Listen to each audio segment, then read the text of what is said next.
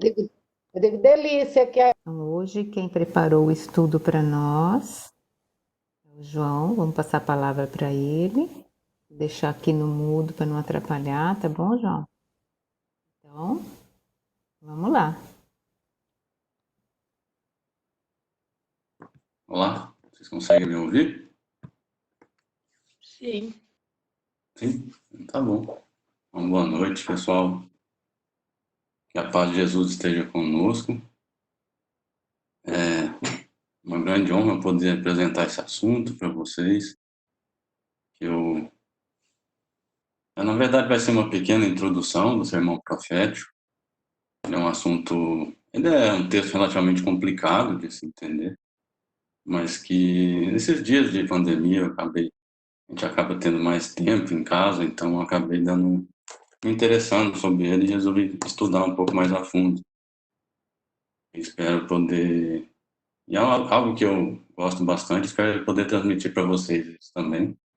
E que vocês se interessem para poder procurar um pouco mais a respeito dele, que é algo bem interessante. Então vamos começar. A gente vai abordar um pouquinho hoje da história do povo hebreu, os judeus, e da linguagem que era usada nos escritos, na Bíblia principalmente. Depois vamos abordar o Sermão do Monte em si. E depois algumas parábolas que Jesus coloca depois desse sermão, então lá em Mateus. E por último, nós vamos usar um pouco o Espiritismo, que ele nos dá chaves para procurar entender melhor o que Jesus nos dizia, muito através de parábolas, de símbolos que eram necessários para o povo daquela época para o melhor entendimento. E sobre o que temos nos tempos que estão chegando para a humanidade. Qualquer dúvida que vocês tiverem, pode me interromper. Não tem problema. Se eu souber responder, eu vou ajudar. Atrapalhei com o mouse. Bem, o Antigo Testamento, ele é escrito de uma forma peculiar, que não é normal na nossa linguagem moderna, de hoje em dia. Talvez seja normal nas linguagens orientais, que o hebraico, o aramaico é considerado língua oriental. Então, uma das características que ocorre nessa forma de escrita é essa espiral, que chama de espiral. Então, quando o narrador está escrevendo, está contando alguma coisa, contando alguma história, ele conta um certo trecho, vai até o fim dessa narrativa. Depois ele volta nessa narrativa e conta novamente, acrescentando mais informações, mais elementos. Ele faz isso algumas vezes, então isso é o que a gente chama de espiral. Né? Então, cada vez que ele volta na história, ele vai acrescentando fatos. Então, essa é uma das características que a gente vai poder notar no texto que a gente vai estudar mais para frente. E também tem algo interessante, que é uma chamada nota geral. Então, é algo que está sempre ocorrendo ali, que ele está sempre contando nessas idas e vindas dele na narrativa. Né? Então, essa nota geral seria, por exemplo, como na Quinta Sinfonia de Beethoven. Né? A gente tem aquelas notas que se repetem várias vezes durante a sinfonia. Vocês conseguem ouvir. Então, tan, tan, tan, tan, tan, tan, tan. Então, repete isso várias vezes durante a sinfonia. Então, a escrita, isso acontece também na escrita, a gente vai poder notar. E por último, o que eu queria falar é que a linguagem hebraica é uma linguagem do dia a dia, uma linguagem concreta. Hebraico, aramaico, porque ele era escrito por pessoas simples, trabalhadores do campo, pastores, agricultores. Eles não tinham a abstração que a gente tem nas línguas modernas atuais. Então, aquilo que eles tinham que escrever, eles tinham que usar símbolos que eles conheciam no dia a dia deles, nos animais, no pastoreio, na natureza. Então, isso é algo também que, por isso, principalmente, a gente tem que saber extrair o espírito da letra, né? Porque eles escreviam de uma forma simples, mas coisas muito profundas. Então, a importância de se extrair o espírito da letra justamente devido a isso. Então, vamos agora contar um pouquinho da história. Isso aqui eu peguei, estava estudando um pouquinho, vendo algumas palestras de Haroldo Dutra, e o povo hebreu, ele viveu desde a última vinda de um profeta importante, como Oséias, Jeremias, Isaías, Elias, até a vinda de Jesus, foram mais ou menos 200 anos, sem nenhuma grande comunicação, sem nenhum grande profeta. Então, os judeus estavam se sentindo como se tivessem sido abandonados, um abandono divino. Era meio que uma sensação de castigo que foi aplicada ao povo hebreu. Então, eles estavam passando por isso. E também eles saíram do domínio dos persas e foram para o domínio romano, acho que como o Lucas falou numa das vibrações dessa semana. Então, essa mudança também vamos ver, de um povo sendo dominado por um outro povo, eles não sabiam como seria, então isso tudo gera um pouco de ansiedade na população, no povo hebreu. Então eles viviam como aquilo que eles chamavam de martírio dos justos. Eles eram considerados justos, eles se chamavam de justos, né? Seguiam a Torá, praticavam tudo, faziam tudo de acordo com os princípios que eles tinham, mas estavam sofrendo como se fosse um castigo divino, né? E o povo, que eram os gentios, né, que não eram judeus, estavam prosperando. Então, eles prosperaram, pelo menos materialmente, e aquilo causava uma certa angústia no povo hebreu, né? Então, é uma noite muito escura, né, para eles, mas não sem estrelas. Porque, ao mesmo tempo, vai surgir esse sentimento de uma profecia que apontava para a vinda do Messias. Esse sentimento começa a ficar mais forte nesse ponto. Então, isso surge uma certa esperança, né, o pessoal, o povo hebreu. E o resultado dessa vinda desse Messias seria um mundo renovado, né? Seria uma renovação do mundo. Então chegaria um momento que haveria o castigo chegaria para todos, não mais só para aqueles que são justos, né? Porque essa questão do justo, nós sabemos que conforme vamos evoluindo, quanto mais sabemos, mais nos é cobrado, né? Então era essa sensação que os hebreus tinham nessa época.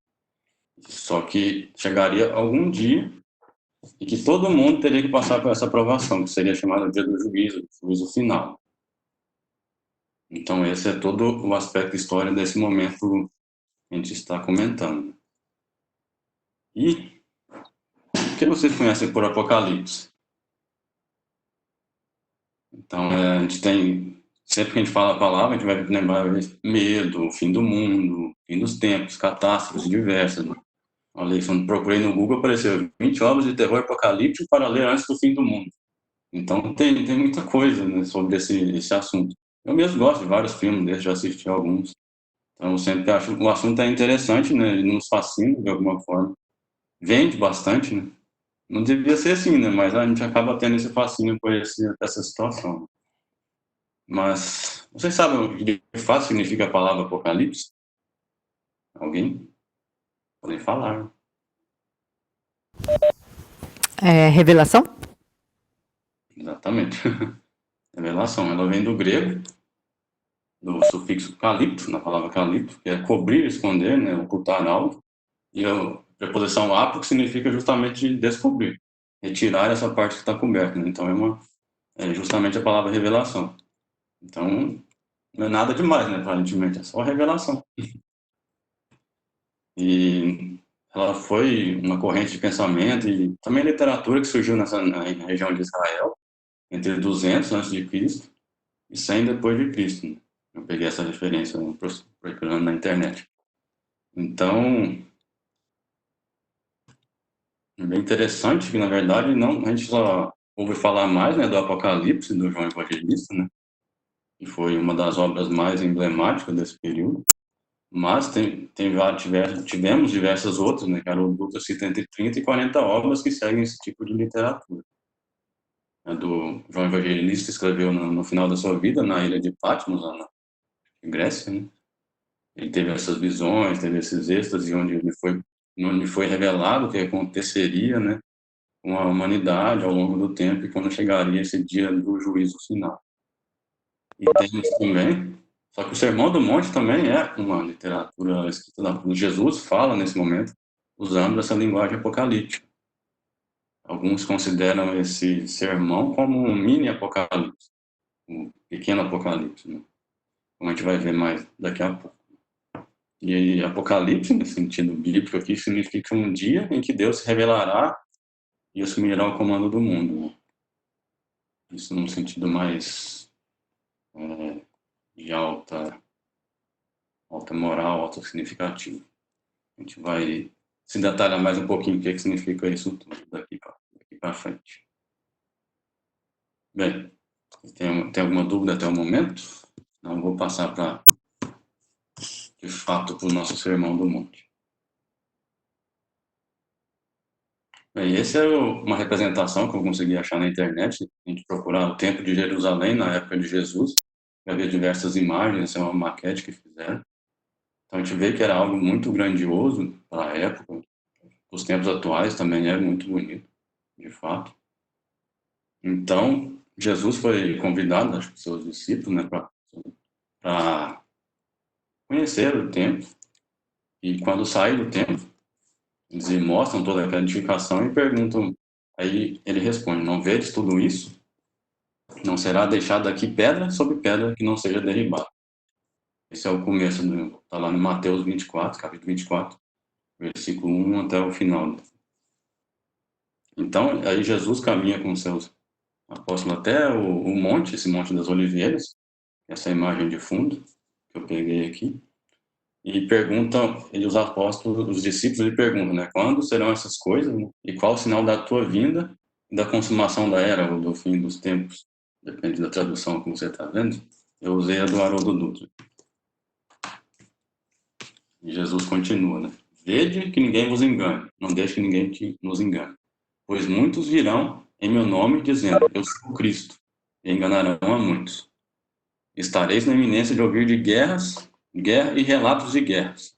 Olhai, não vos alarmeis, pois é necessário acontecer essas coisas, mas ainda não é o fim. Pois se levantará nação contra nação, reino contra reino. Haverá fomes e terremotos em todos os lugares. Todas essas coisas são o começo das dores de parto. Tem algumas traduções que colocam esse parto. O que será que significa esse parto? Continuando, né? Pulo algumas etapas, eu vou dar só uma pequena, mostrar só algumas partes, alguns versículos. Aí Jesus continua, mas quem perseverar até o fim, esse será salvo. Esse evangelho do reino será proclamado em toda a terra habitada. Então virá o fim. Então a gente pode ver que temos podemos interpretar diversas formas do Sermão do Monte. Então tem várias, uma delas mais simples, né, como Jesus acabava de sair do templo, nesse tempo grandioso, ele podia estar fazendo uma profecia sobre o fim do templo de Jerusalém, que de fato ocorreu. No ano 70, depois na era cristã, ele foi destruído. Aparentemente, ele nunca mais foi reconstruído como ele era antigamente. Mas essa é uma interpretação muito rasa, muito simples, né? A gente sabe que Jesus não desperdiçava a palavra, não desperdiçava nada. Tudo que ele falava tinha uma significação muito mais profunda do que aquilo que aparentava ter. Então, por exemplo, aqui nesse primeiro versículo, ele está falando sobre falsos profetas, né? Falsos cristos que virão, que ocorrem até nos dias atuais. Depois ele vai falar bastante sobre guerra, sobre terremotos, fome. São, acho que vários os cavaleiros do Apocalipse que tem lá no Apocalipse de João. Eu não estudei, mas várias pessoas já conhecem essas referências aqui que tem também estão lá. Então, todas essas são as dores, os problemas que a humanidade vai passar antes de chegar nesse parto, né, que a gente vai mencionar mais para frente nesse período. Então, a mais trivial seria a destruição do reino, como falei. Então, mas a gente pode notar também, né, quando você lê o sermão como um todo, que a nota geral, como falei anteriormente, aconteceu isso, mas a ação de saneamento geral ainda ocorrerá. Então, estão acontecendo várias coisas, mas ainda não é o fim. Ainda vai acontecer esse saneamento geral. A gente vai falar mais para frente também. Temos também, né, no Sermão do Monte, a nossa tarefa lá descrita. Eu descobri hoje mesmo, estava estudando ali, eu notei isso, no versículo 22. E se aqueles dias não fossem encurtados, nenhuma carne seria salva. Mas por causa dos escolhidos, aqueles dias serão encurtados. Então, aqui nesse momento, a gente pode pensar da seguinte forma, que aqueles que são os escolhidos, vamos dizer assim, aqueles que já conhecem a palavra de Jesus, a palavra de Deus, tem uma tarefa de ajudar que esses dias sejam menores, porque senão seriam terríveis, né? Então, a nossa tarefa a tarefa daqueles que conhecem, que já tem um pouco mais de conhecimento dos ensinos de Jesus, já é importante nesses dias atuais, nesses dias de transição que a gente está vivendo. Seguindo ao Sermão do Monte, nós temos uma das parábolas, é a parábola das 10 virgens. Está lá em Mateus 25, capítulo 25, versículos 1 a 13. Eu não conhecia, eu conheci também nesses estudos atuais, mas ela é recheada de simbolismos que são especialmente importantes nos dias que a gente está vivendo atualmente. Aqui a questão da linguagem ser concreta, a linguagem simples, é importante o estudo, porque para a gente tentar entender o que significa essas virgens. Então, na época de Jesus, né, o casamento era o símbolo da união, o símbolo mais profundo do casamento era a união do homem com Deus. Então, se você ama a Deus sobre todas as coisas, você era considerado uma virgem, independente de sexo. Você era um virgem. Agora, se você não ama a Deus sobre todas as coisas, significa que você tem outros deuses, ou outros donos, ou outras coisas que você ama mais. Então, tem aquela palavra, aquela frase de Jesus, né? Onde estiver o vosso tesouro, aí também estará o vosso coração. Então, se você tem vários interesses outros que Deus não é o centro, não é o guia da sua vida, você vai atrair essas coisas como o centro da sua vida. Então, você tem vários donos, você se torna escravo desses donos. Então, isso significa ser a questão da virgem e do prostituto. Então, esse é o simbolismo que eles usavam, que você vai notar bastante no Antigo Testamento, que Jesus também usa nas descrições dele. E outra coisa que é importante mencionar, o casamento, nessa época dos hebreus, eram vários dias de festividade, e em uma das etapas, são 10 mulheres, 10 virgens, que eram as damas de honra, acompanhavam a noiva até a chegada do noivo, para entrarem na festa, entrarem no festim. Então, Jesus comenta nessa parábola que eram 10 virgens, né, que elas saem com cada uma com sua candeia, essa lamparina aqui que a gente tem na foto, elas ficavam acesas com óleo na época, e o óleo lá da época era oliva, né, então era um azeite aqui. Então elas saem à noite, esse momento da festa era à noite, para esperar o noivo, só que ele demora a chegar, e elas acabam adormecendo. Perto da meia-noite elas acordam um clamor de que o noivo estava chegando, desesperadas. 5 delas tinham a luz delas tinha apagado, acabou o azeite. E elas pedem para nós outras 5, nossa, nos dê um pouco do seu azeite, ele precisa para encontrar o noivo. Só que as que tinham azeite falam, não, vocês têm que comprar o seu próprio azeite. Se a gente der o azeite para vocês, como que a gente vai encontrar o noivo? Então vocês têm que ir atrás do seu próprio azeite. Então, resumindo a história é essa, então essas 5 conseguem entrar no festim, na festa, as outras não. E o que significa isso tudo? Qual é a importância dessa questão do azeite? É que há momentos da vida que a gente vai poder usar a luz alheia, a luz do próximo nosso, mas nos momentos de maior provação, no momento que a gente vai ter que mostrar o nosso real valor, a gente tem que estar com a nossa candeia cheia, o nosso próprio azeite, porque nós passaremos por esse momento sozinhos. Então, a gente tem que brilhar a nossa própria luz nesse momento. Então, aí a importância dessa parábola nos dias atuais que estamos vivendo. E tem muitas pessoas que, de fato, estão sozinhas dentro de casa, literalmente sozinhas e passando por muito medo, ansiedade pela situação que está vivendo atualmente. Então, aí está a importância de procurarmos nos iluminarmos interiormente, que essa luz ninguém tira de nós, ela não vai se acabar, assim que nós conseguimos fazer ela brilhar. A outra parábola que temos também lá seguindo ao Sermão do Monte, a parábola da figueira, está em Mateus 24, 36. Jesus comenta sobre uma figueira e no final ele fala: a respeito daquele dia e hora ninguém sabe, nem os anjos do céu, nem o Filho, mas apenas o Pai. E nós temos essa ansiedade de saber quando que se darão esses momentos, quando chegará tudo isso, né? E já era para ter acontecido há muito tempo, né? Se você lê o livro A Caminho da Luz, a gente sabe que a espiritualidade já tem preparado a humanidade para esse reino divino há muito tempo, desde a antiguidade, por exemplo. Roma era para ter sido uma propagadora das ideias, né, da Grécia, ideias de sabedoria, de amor, de união, mas não foi isso que aconteceu. Jesus foi crucificado depois. Imagina se Jesus tivesse ficado vivo, se a gente não tivesse crucificado Jesus.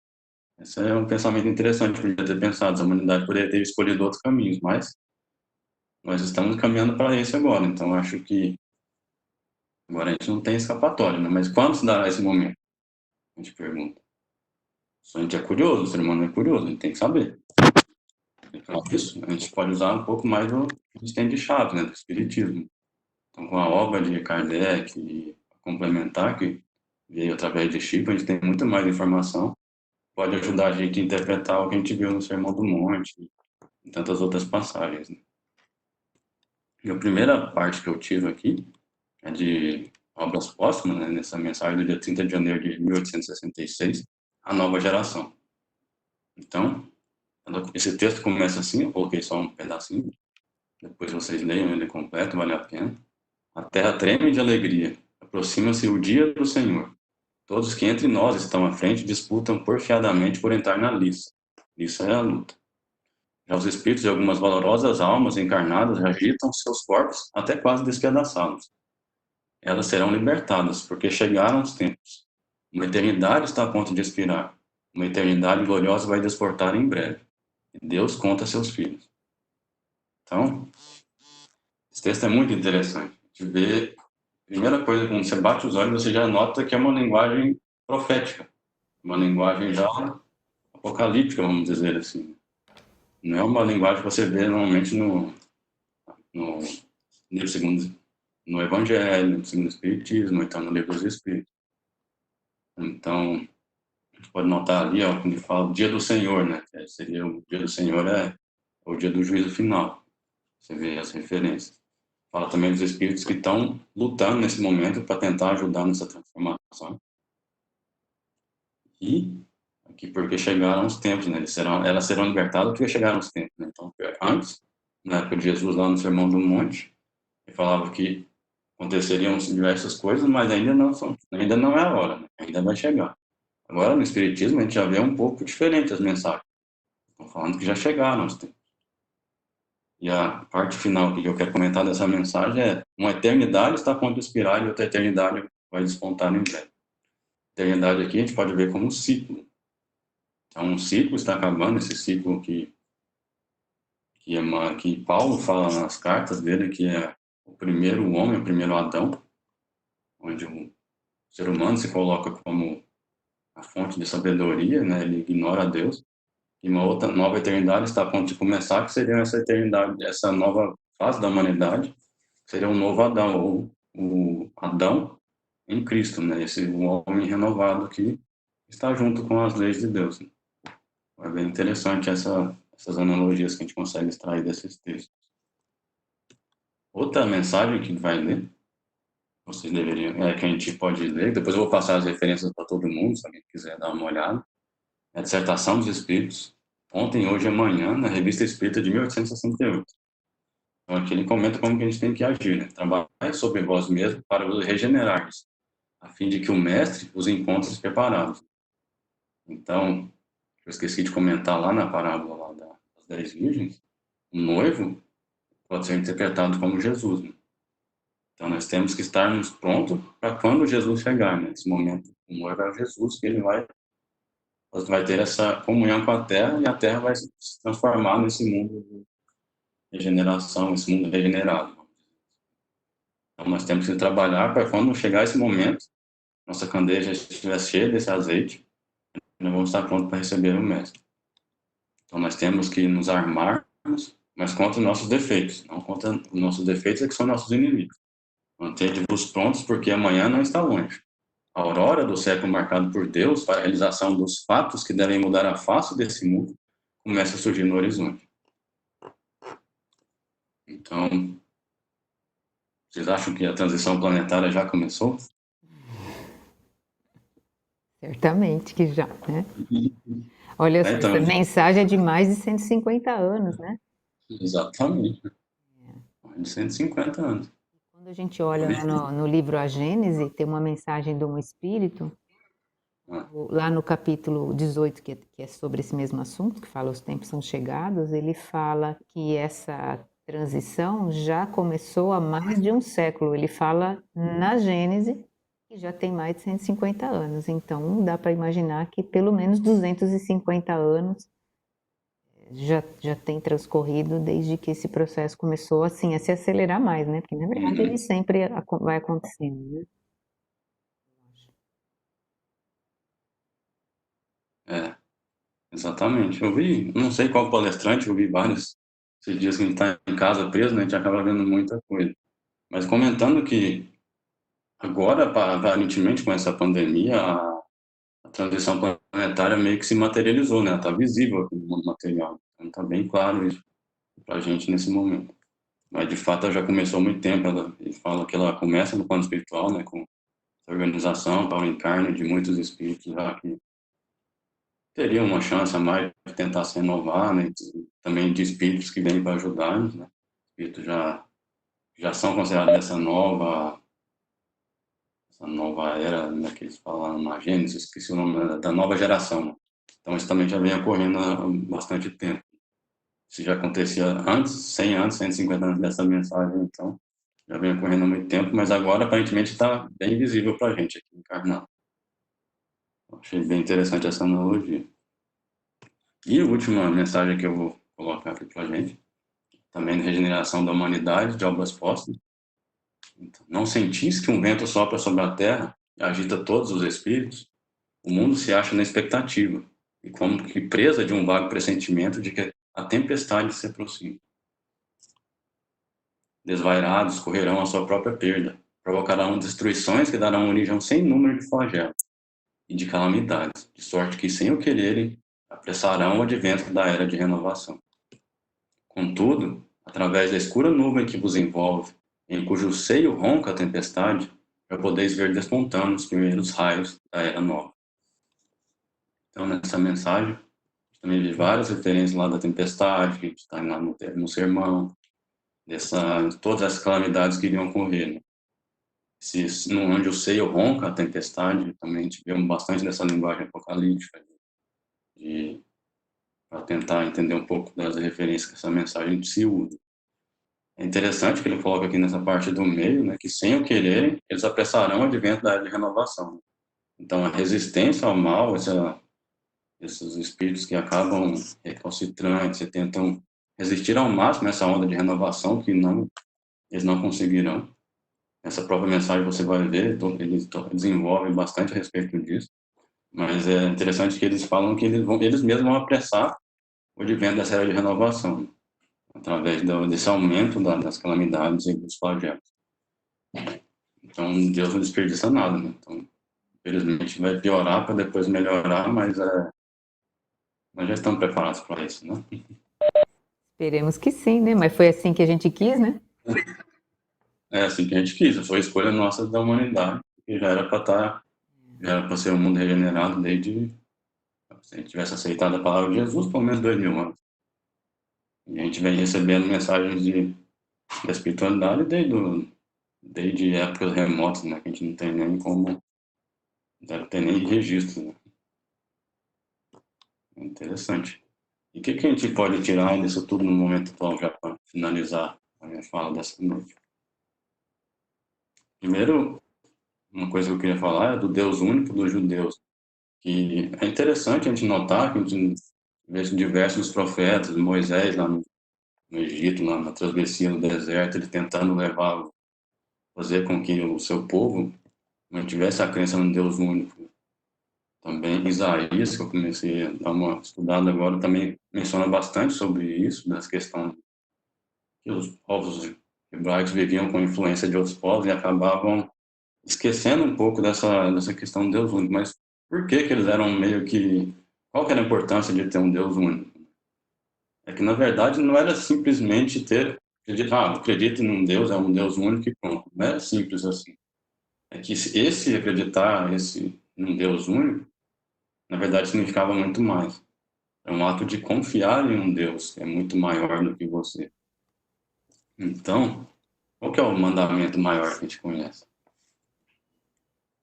Amar os outros. Eu vim até estilizado hoje aqui para aula. Ame o Senhor, o seu Deus, de todo o coração, de toda a sua alma e de todo o seu entendimento. Então, a gente, já conhecendo mais essa passagem de Jesus, está em Mateus 22, 37, a gente começa refletindo sobre ela, a gente tem que... O que significa esse amar a Deus? Uma das partes dele é que ele fala aqui, de todo o seu entendimento. Então, com a doutrina espírita, a gente acabou conhecendo as leis morais. Então, a gente sabe que a gente tem um Deus infinitamente bom, sábio. Então, se ele e a inteligência no seu grau máximo, grau infinito, né? Então, esse confiar em Deus, entender as suas leis, é porque nós vamos estar entregando a Deus, porque ele é de infinita sabedoria, então ele sabe muito mais do que a gente. Então, a gente deveria confiar nesse Deus e deixar com que ele conduza a nossa vida da melhor forma possível. Então, essa fase de todo o seu entendimento significa isso, você entendendo a lei de Deus, entendendo que ela está a seu favor, que ela vai te ajudar no progresso da humanidade, é uma das fases desse do amar a Deus. Então, nós temos que confiar no que está acontecendo mesmo nos dias atuais. Né? E, por último, eu quero falar um pouquinho do testemunho do cristão, né? Nos dias atuais. Na época de Jesus, era ser crucificado, ser devorado por feras lá no circo, dos romanos. Hoje em dia está muito mais fácil. O que a gente tem que fazer hoje em dia? A gente morrer lá na colinha, a gente vai pegar uma pandemia e vai morrer. Não é nada demais, assim.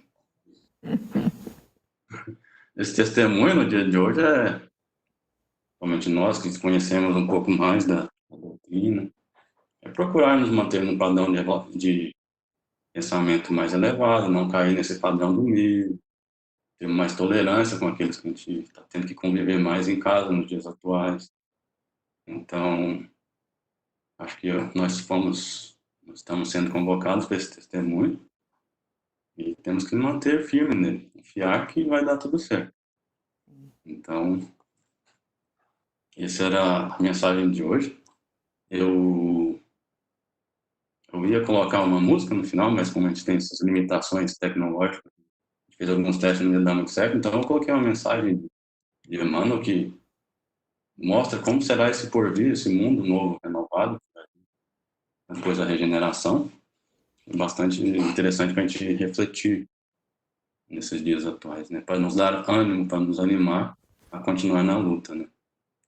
Então, no futuro, quando o homem gravar na sua própria alma os parágrafos luminosos da divina lei, o companheiro não repreenderá o companheiro, o irmão não denunciará outro irmão, o cárcere cerrará suas portas, os tribunais quedarão em silêncio, canhões serão convertidos em arados, homens de armas volverão à sementeira do solo, o ódio será expulso do mundo, as baionetas repousarão, as máquinas não vomitarão chamas para o incêndio e para a morte, mas cuidarão pacificamente do progresso planetário.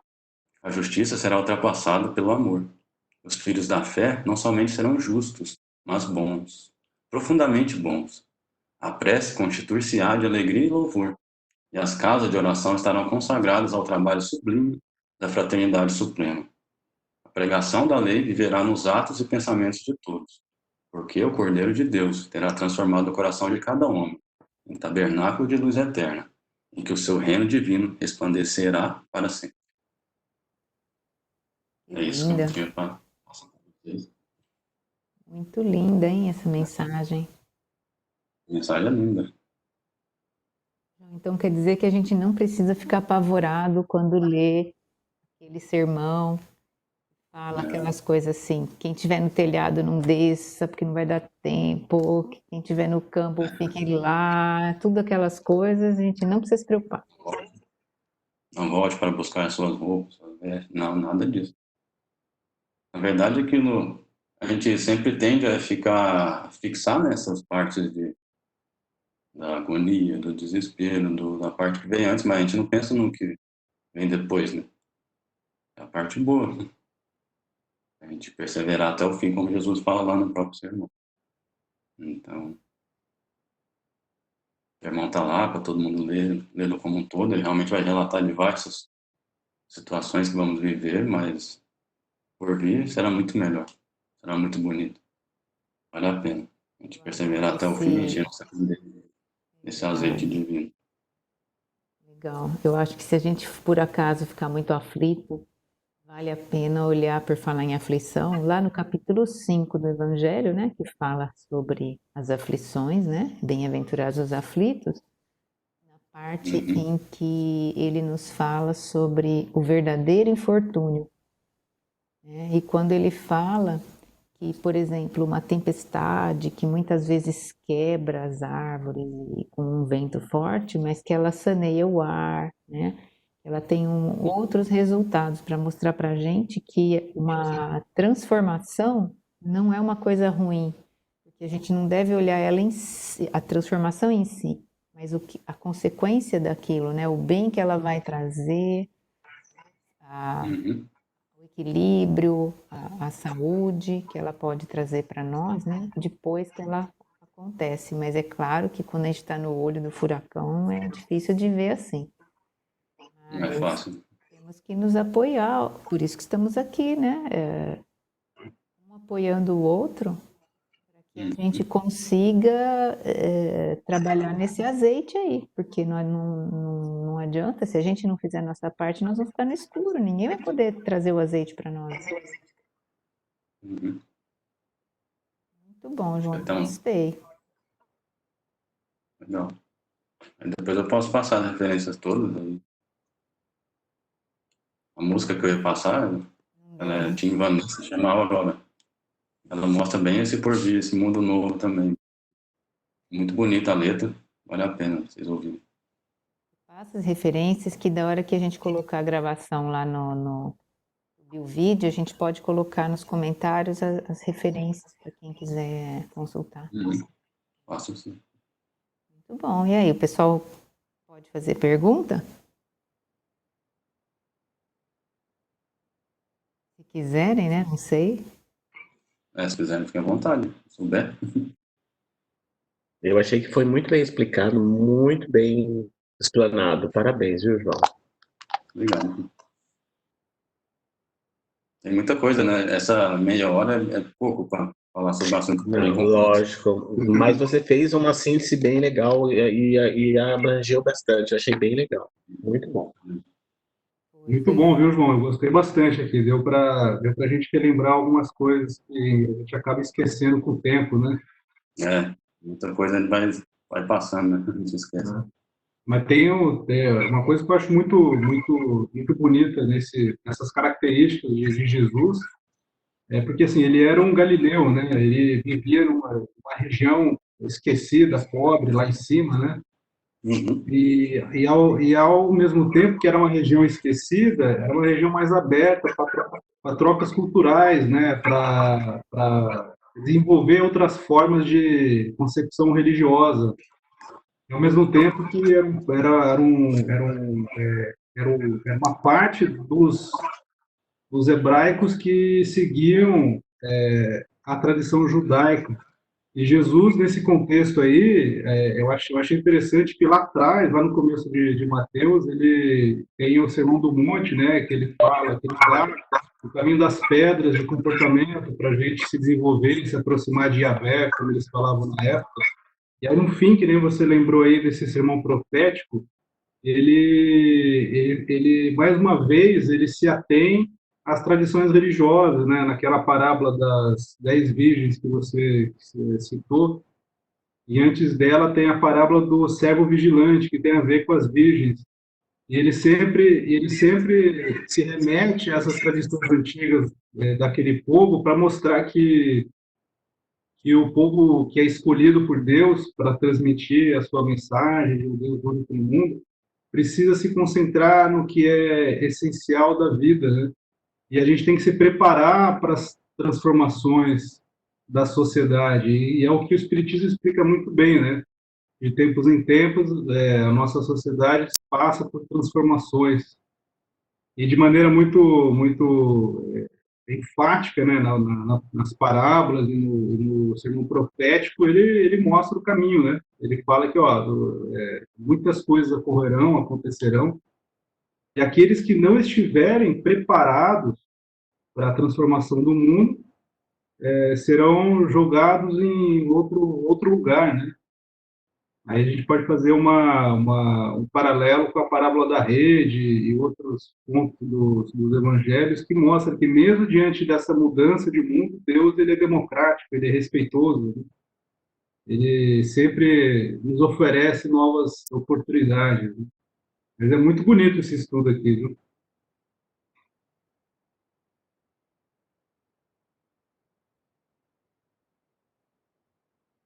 Muito bom.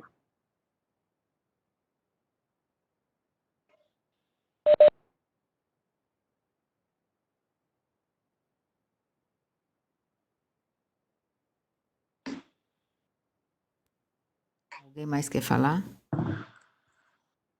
Ó, eu tô apertando aqui, mas ele não tá querendo sair do mudo. Vocês estão me escutando agora? Eu acho que uma coisa muito importante, muito bacana desse estudo é, assim, é uma mensagem de esperança, né, que ele traz para nós, né? Ele fala, né, no seio, roncar, o ronco da tempestade, né, no, que a gente pode perceber, mas a gente pode perceber a aurora também que está vindo aí, né? É sempre mencionar a aurora no porvir. Então isso é muito confortador, mas a gente tem que estar atento, porque senão a gente só vai ver o céu cinza e o barulho da tempestade não vai ver mais nada, e nós vamos ficar apavorados, né? Uhum. Então, não, é isso que não pode acontecer, né? Porque senão, acho que se a gente apavora, o azeite queima mais rápido e a gente fica no escuro, não é? Exatamente, exatamente. Muito bom, legal, muito bom, João. E, assim, a gente sabe que é um assunto vasto mesmo, né? Então, realmente você sintetizou assim de uma maneira bem simples. Acho que foi bem claro para todos nós. Acho que foi muito bom. E a gente agradece muito pela sua oferta, pela boa vontade, viu? Obrigado. Sempre que eu tiver alguma coisa puder, disposição. Muito bom. Muito bom. Alguém mais, gente? Alguém quer fazer mais uma pergunta aí? Só lembre de tirar do mudo que tá para poder perguntar. Nossa, o pessoal fica meio envergonhado, né, João? A gente fica falando, parece que ninguém está prestando atenção, né? É estranho esse modelo, assim, né? De tudo, mas é o que tem para hoje, né? A gente fica Agora João, parabéns, viu? Obrigado. Estou encantada, assim, de ver onde você buscou tanto. Tem muita fonte hoje em dia. Oi?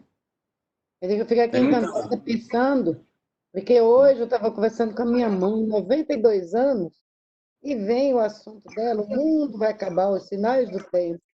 E aí eu vejo assim, eu digo, tentei acalmar ela um pouco, né? Eu falei, mãe, a senhora lê, a senhora gosta tanto de, né? A senhora tem condições de buscar, estudar um pouquinho mais, vá buscar na Gênese, né? Pegue na Gênese, o último capítulo, inclusive a gente está estudando. E agora eu vendo assim, João, quanta coisa, obras póstumas, a revista espírita, né? Fora tudo no Evangelho, gente, ficar encantado, né? E pensar assim, imaginar o quanto que a gente ainda tem que estudar para saber sintetizar realmente isso de uma forma que vem com uma clareza tão grande, o quanto a gente tem que realmente, né, colocar em prática tantos ensinamentos que a gente, numa hora dessa, a gente começa. Eu falo assim que eu não fico apavorada, eu tenho muita confiança, eu acho que nada vem por acaso, mas às vezes dá medo, né? Assim, a gente não sabe trazer isso em palavras simples de uma forma que tira o sofrimento do outro, né? E você, em 30 minutos, você trouxe tanto conteúdo com uma simplicidade que está de parabéns. Vou estudar muito para poder conversar com minha mãe depois que eu ouvir bem esse vídeo, viu, João? Tá bom. Muito bom. Você falou lá no último capítulo da Gênesis, a gente tem muita informação sobre isso. Nem usei ele, essa palavra na fala de hoje. Mas também é outra referência muito boa. O tempo não dava, né? Mas você pode preparar uma outra para uma outra vez, João, não tem problema. Tá certo. Ó, a rede, ó lá Também o João, o Renato concordando, né? Tem que jogar a rede. No Também, viu? final a gente joga a tarrafa. Beleza. Então, ninguém tem Rede, pergunta, laço, né? amarra. É que tem gente que escapa pela rede, né, Renato? Pode pressionar, né? Só sugere, né? Mas já deixa amarrado. Tá bom. Então, quem que quer? Vamos agradecer, então, se ninguém mais tem perguntas. Se vocês não ficarem tímidos, eu vou fazer assim, vou encerrar nossa gravação, tá bom? Aí a gente pode, pronto, vamos encerrar, agradecendo ao João mais uma vez, né, para ficar registrado aqui, tá bom? Muito obrigada.